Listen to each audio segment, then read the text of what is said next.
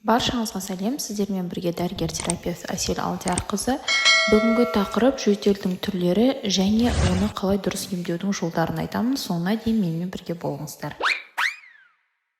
Жөтелдің екі түрі болады: құрғақ және ылғалды жөтел. Екеуіндегі айырмашылық: құрғақ жөтелде жөтелген кезде ешқандай қақырық шықпайды. Бұл құрғақ жөтел.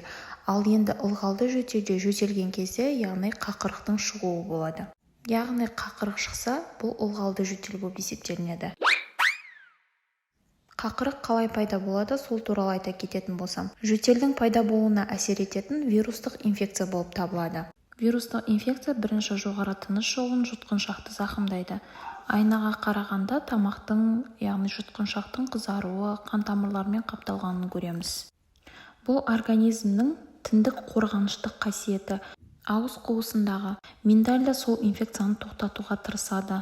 Жұтқыншақта қан тамырлардың көптеп жиналып қызаруына байланысты, содан жұтқыншақтың тітіркенуі, тамағымызда бір кедергінің тұрғаны, құшыну сезімі пайда болады.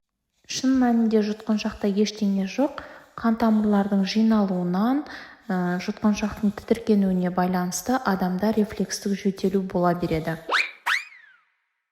Егер сол уақытта ешқандай ем қолданбайтын болсақ, жөтел күшейе береді, одан ары қарай инфекция төмен қарай өтіп, төменгі бөліктерді зақымдай береді. Осындай уақытта жұтқыншақтағы кедергіні, жұтқыншақтың тітіркенуін азайту үшін леденций, анестетигі бар таблеткаларды қолдануға болады.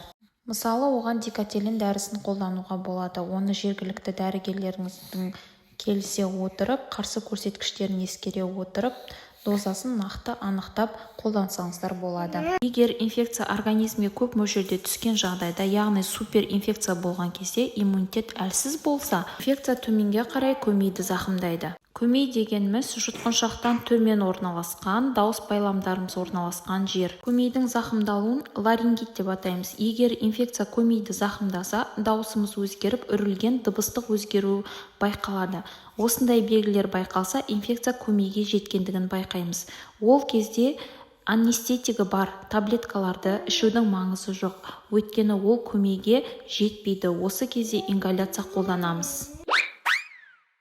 Ингаляция дегеніміз ол арнайы небулайзер аппаратымен жасалынатын, кішкентай балаларда 0,9% физраствормен, ал ересектерде ингаляцияға арналған амброс сұйықтығы және сонымен қатар 0,9% физраствормен араластыра отырып ингаляция жасаймыз. Егер инфекция көмейден төмен түсетін болса, трахеяны зақымдайды. Трахеяны зақымдалғандағы симптомдар түнде жөтелдің күшеюі және де басты негізгі симптомдардың бірі жылы жерден салқын жерге шыққан кезде, керісінше салқын жерден жылы жерге кірген кезде, яғни даладан үйге кіргенде жөтел күшейеді. Осындай жағдайда құрғақ жөтелді ылғалды жөтелге ауыстыруымыз керек. Неге? Өйткені инфекция бронхтарды, альвеолаларды зақымдамас үшін қақырыққа айналдырып, инфекцияны қақырықпен тезірек өкпеден шығарып жіберу керек.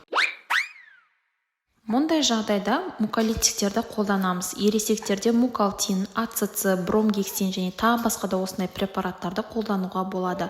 Осы препараттарды іше отырып, организмге жеткілікті түрде су түсіп отырғанын қадағалау керек. Бұл дәрілер жөтелді азайтпайды, керісінше күшейтеді. Жөтелдің күшеюінен өкпеден инфекция қақырықпен тез шығуына жағдай жасайды.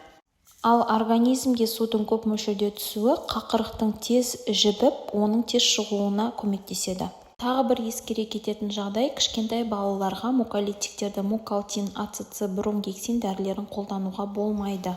Себебі балаларда жөтелу рефлексі әлсіз дамығандықтан, олар қақырықты жөтелмен шығарып тастай алмайды. Балаларға жиі су беріп, ингаляция жасаған дұрыс. Егер трахеядан бронхқа қарай инфекция түсетін болса, өкпеде сырылдар пайда болады. Ол кезде организм өзі қақырық бөле бастайды. Осындай кезде қақырық қою жабысқақ болса, қақырық шығаратын дәріні береміз. Ең бастысы, суды көп мөлшерде ішу керек. Су көп мөлшерде ішілмесе, қақырық жібімей шығуы қиын болады. Егер инфекция бронхтан төмен түсетін бөліктерді зақымдайтын болса, онда пневмония пайда болады. Пневмония кезіндегі басты белгілер ентігу болады науқаста, жөтелгенде қабырға тұсының ауырсынуы болады, қандағы оттегі көлемі аз болады, сатурация төмен болады. Бұл жағдайда үйде емес стационарда емдеуге тура келеді, өйткені бұл организмге қауіп тудыратын жағдай болып есептелінеді. Сатурацияны пульсоксиметрмен өлшейміз. Қалыптыда қандағы оттегінің мөлшері 97-98, кейде 100-ге дейін болуы ол қалыпты болып есептелінеді. Ал пневмония кезінде 92 одан да төмен болуы организмге қауіп төндіреді. Жөтел кезінде антибиотик қолдану. Бұл кезде, яғни жөтел вирустық инфекциялық аурудан пайда болғандықтан антибиотик ол әсер ете қоймайды. Антибиотик тек бактериалды инфекцияларға әсер етеді. Вирустық инфекциялардан пайда болған жөтелге керісінше біз антибиотикті беретін болсақ, біз иммундық жүйені одан сайын басып, вирустың ары қарай дамуына, өршуіне жағдай жасаймыз. Антибиотикті ірің пайда болған кезде қолдануымызға болады. Ірің дегеніміз ол өлген лейкоциттер. Қақырықтың түсі жасыл болады, ал қақырық жасыл түс болуы ол вирустық инфекцияның бактериямен қосылуын айтамыз. Осындай жағдайда антибиотик қолдануға болады. Антибиотикті ол жергілікті дәрігер тағайындайды, өзіңіздің жасыңызға, салмағыңызға байланысты дозасын есептеп береді және сонымен қатар, егер антибиотик 3 күнде әсер етпесе, басқа антибиотикке ауыстыру керек. Жөтелген кезде тағы да бір мән беретін жағдай, ол бөлмені ылғалдандырып отырыңыз. Ауаны ылғалдандыратын аппаратты қолдансаңыз да болады. Немесе сулы шашықта, немесе сулы жаялықтарда батарейкаға жайып қойып, бөлменің ішін ылғалдандыру қажет.